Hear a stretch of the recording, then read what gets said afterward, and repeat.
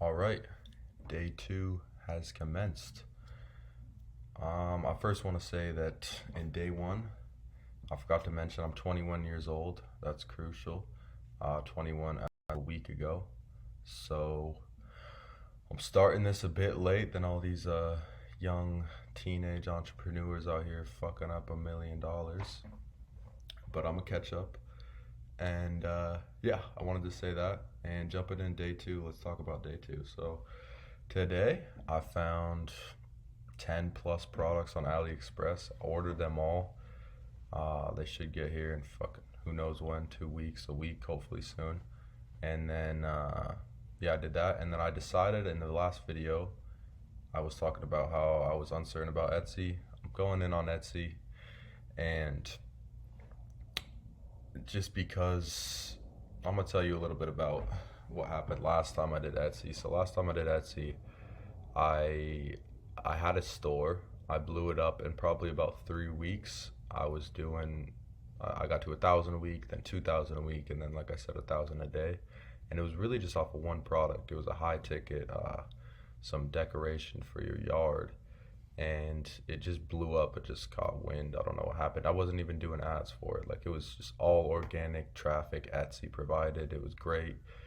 And I mean, I never even saw the product in hand. It was true dropship. And what started happening, I mean, the product itself wasn't the highest quality, but I didn't know that. I mean, I just was judging off the pictures. I probably could have made a more accurate estimate of what it was, but that was a fault on my end. This time, I've seen the product. I saw it last year when I had some returns. Funny enough, they just sent it to my house. But I've seen the product. I know what it's like. So I made it more transparent. I also increased the price, to deter more people. Just make a high ticket.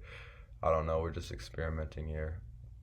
Those are two things. But another thing is I had a lot of when I first started Etsy, I had a lot of payment reserves, and that is like the worst thing possible, especially when I started blowing up, because I would have like 1 week I'd have to fulfill like $1,000, $2,000 worth of product. And I'd have to pull out of like shit. Like I got bills, I got rent to pay, and it's just like Etsy is holding all my sales money. There was a time where I had like over $10,000 that Etsy was holding that I didn't get to see. Um, and so I was late on fulfilling orders. I was late on sending them out. So some people, it was like 3 4 weeks, which is like way past. You want to be like no more than 2 weeks. And so I also made it transparent, like, hey, this is gonna take time. We're a small production team. It's gonna take us time to ship it out. Excuse me. But that's kind of my strategy. And also, I've had this Etsy account for a while because right after I got banned from Etsy, I opened like 5 new stores and I just warmed them up. So I have like 5 stores that have been around for like a year now, and they're warmed up and they're just a lot more legitimate in the eyes of Etsy. So I got my first sale. Like I genuinely I posted one listing per store, and it took me like 2 hours, and I got my first sale just randomly the other day, and I was like, what the hell? Because that's just how Etsy is. Like you either blow up or you don't. But when you blow up, it's like what the fuck? It's like it's just so unpredictable. Like I didn't do anything. I didn't put on ads, so I just like $100 there, and I was like, cool, whatever. I'm still probably not gonna do Etsy. And then they sent out the payment like pretty much immediately, which is something that never happened to me when I first started. So that's like a green flag to me, where it's like I'm gonna get my money, and they're not gonna put it in reserve. So that pushed me there, and I never talked about. So I got banned on Etsy. I was basically, like I said, I wasn't fulfilling orders, and it was like a nightmare. I had like $10,000 they were holding, like I said, and I was late on orders. I ordered like 100 products in one day. It was just going crazy. My bank called, and they were like, you could only do like 25 transactions, so I had to wait the next day, and so it wasn't 100 orders, but you get the picture. Um, but it was just like nonstop, and there was a span there where I ordered like a bunch of product, and then I woke up one day, um, and I just had like 100 emails from Etsy, and it all looked like I was like, oh shit, I just did like a hundred sales in a day, and I'd look closely, and it was like, um, Etsy support, like we're refunding this. Etsy, case opened, case closed. Like, it was just instant. They like open a case for this shit. Like, people weren't even asking them to get a refund. Like, I had people in my fucking messages asking, like, I don't want a refund, I want the product.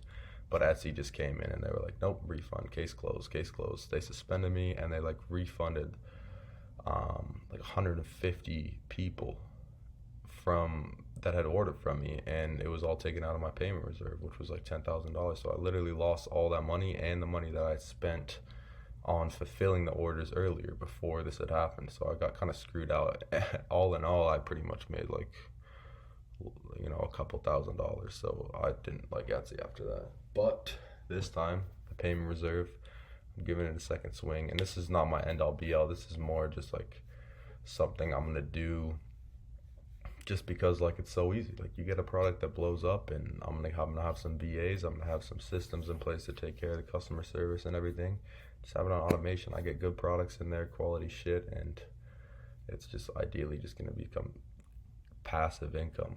Although I kind of hate that word, but that's like it in a sense. So Etsy, that was kind of my day today. I posted a bunch of Etsy listings, and that's another thing with product research for organic dropshipping is when I'm doing product research, I see a bunch of products that would suck to do organic, that would suck to do on TikTok, but it's like, wow, this would kill on Etsy because Etsy is just such a different marketplace, and you don't have to post like that kind of content. Like, I just take the photos from AliExpress or CJ Dropshipping and I just put it in, and Etsy does it itself.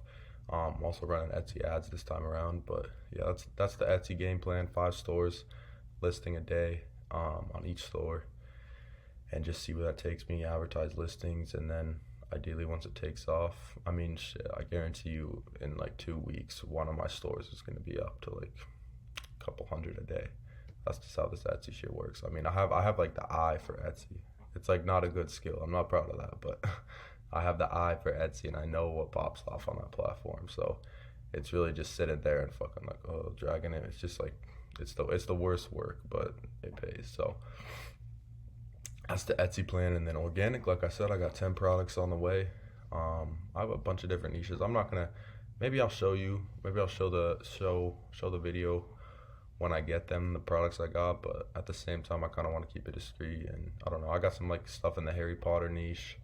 I got some like some cool like lovey-dovey shit. I've got some cool gadgets. I don't know. It's all over the place. I ordered like 10. I'm probably only gonna make like 3 stores. I'm gonna choose 3 out of the 10.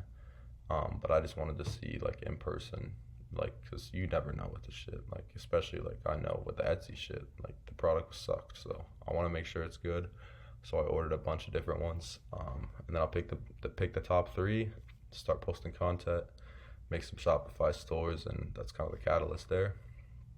But yeah, day 2, not much else to say. Fuck.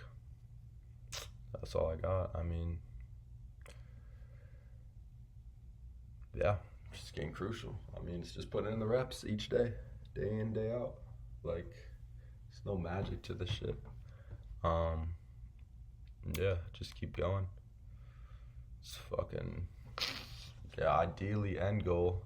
I hate to talk about shit that I haven't done yet, but I'm gonna start rambling on these videos. So anyway, end game, I'm trying to, or not even end game, in like a month or so, when I get some more capital from Etsy and organic dropshipping, I want to transition into the long-term game, because I hate the idea of organic. I've never done organic, but I'm assuming it's just kind of like pump and dump, and you're just hopping on different trends, and you're doing different products, and that can be fun. And if you're fucking good at it, I mean, hell, you're gonna make a great living out of that. But that's just not my style. I want to do some long-term games, so I'm thinking of opening up I don't like a home decor store, so like actual e-com brands. It's still going to be drop shipping. I'm just going to spend a lot more time on the branding half and the marketing, and is where I'm going to penetrate with some paid ads. So that's kind of my long game.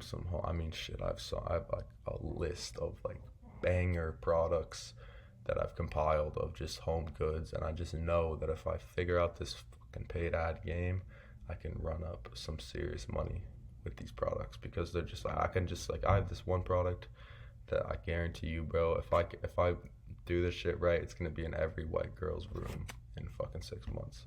I guarantee it. So, but yeah, enough talking about shit I haven't done.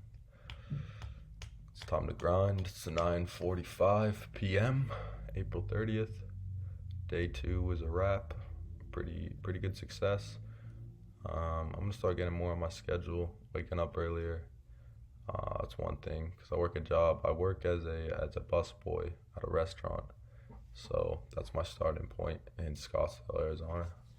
That's my starting point. But like I said, I get off late, so my schedule's all fucking upside down. But I'm gonna start waking up earlier, get on this shit more time of the day, and yeah, that's all I've got for you. Day 2. This is what it looks like. That's what I've done. So I'll see you on day 3. And yeah, get after it. Go kill that shit. And yeah, I'll see you at the top.